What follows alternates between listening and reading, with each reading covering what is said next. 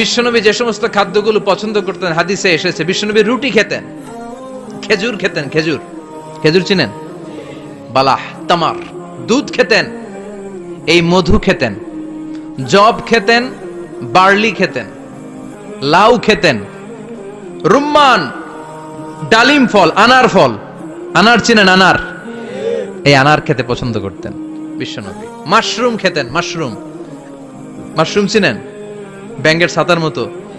রেস্টুরেন্টে ইদানিং মাশরুমের স্যুপ পাওয়া যায়, এটা খাবেন। যাদের চোখের জ্যোতিতে সমস্যা, দৃষ্টিতে সমস্যা, খাবেন। হাদিসে এসেছে আল কামআতু মিনাল মান ওয়া মাউহা শিফাউন লিল আইন।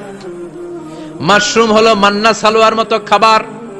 মাশরুমের স্যুপ যারা খাবে, চোখের জ্যোতি যাদের কম, তাদের চোখের জ্যোতি বাড়িয়ে দিবে কে?